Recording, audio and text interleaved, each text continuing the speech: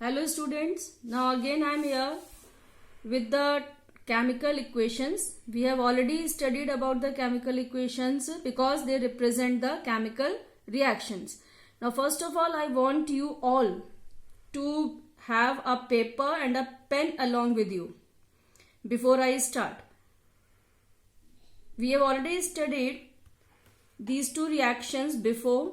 Carbon plus oxygen gives carbon dioxide and another one, hydrogen plus oxygen, gives water. When the equations are written in this manner, these are known as the word equations. But as we have already discussed, the word equations are not an appropriate way of representing a chemical reaction. So, to have a concise and all the information in short, we write these equations in a symbolic form. Now let's see how they are written. This one, C plus O2 gives CO2, and second, H2 plus O2 gives H2O. Whenever the reactions are written in this manner, these equations are known as the skeletal equations.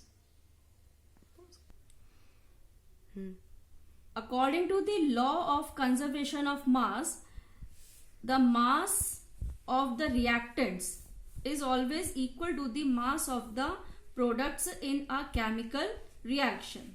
That means for the mass of the reactants to be equal to the mass of the products, the number of atoms on each side should be equal, or in another words, if I say that number of atom of each kind should be equal on both the sides.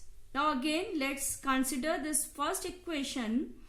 Here if you see, we have one atom of carbon on the reactant side or on the left hand side, and one atom of carbon on the right hand side.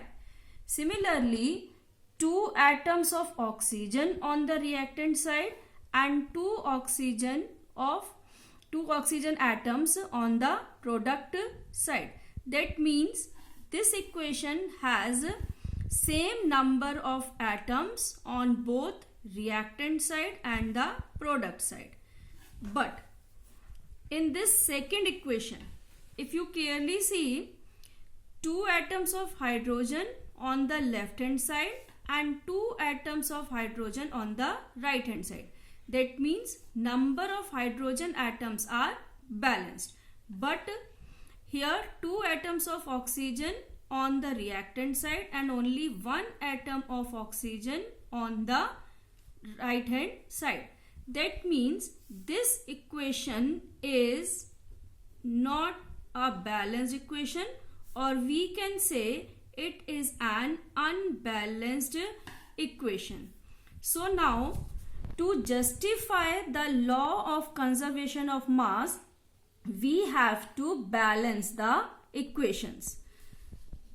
So now, how to balance a chemical equation? Now I will suggest all of you to draw a table like this. 3 columns. One is name of the element, another is reactant, and the product. Now in this reaction, H2 plus O2 gives H2O. We have two elements, hydrogen and oxygen. And if you count the number of the atoms on the reactant side, we have two atoms of hydrogen and two atoms of oxygen.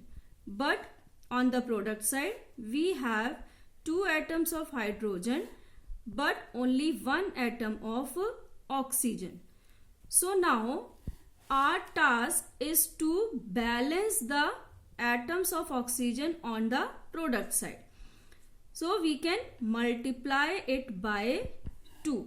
And as soon as we multiply it by 2, now the equation becomes H2 plus O2 gives 2H2O.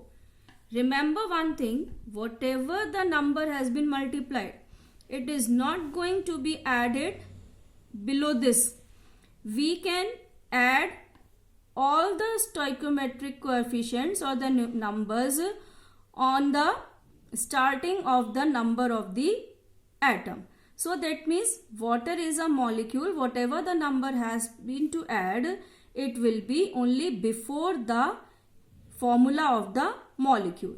Now again count the number of the atoms and again make two columns.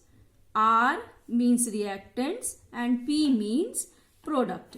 Again hydrogen on the reactant sides are 2, while now if you clearly observe, now the number of hydrogen atoms become 4. 2 2s are 4. But oxygen is now balanced. Here also 2 and this is also 2. Again now we have to balance hydrogen on the reactant side. So now we can multiply it by 2 and the equation will now become 2H2 plus O2 gives 2H2O. Now check the number of the atoms. 2 2s are 4, 2 2s are 4, 2 oxygen atoms and 2 oxygen atoms. So now it is a balanced chemical equation. I hope you have understood. So now let's take one more example, a very simple one. Again Mg plus O2 gives MgO. Elements which are present in this reaction are magnesium and oxygen. Reactant, product.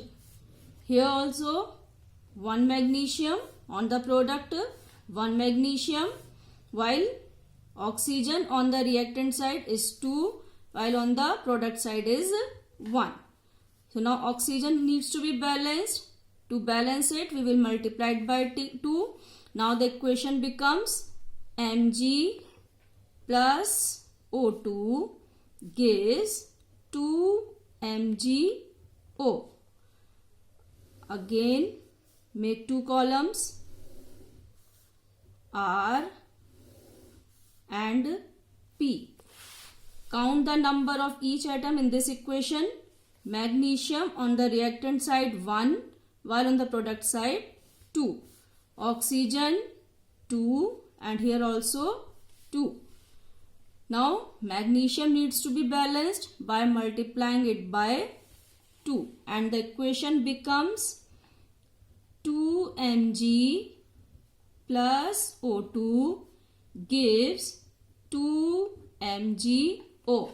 And now you see number of atoms of magnesium 2, 2 oxygen and 2 oxygen.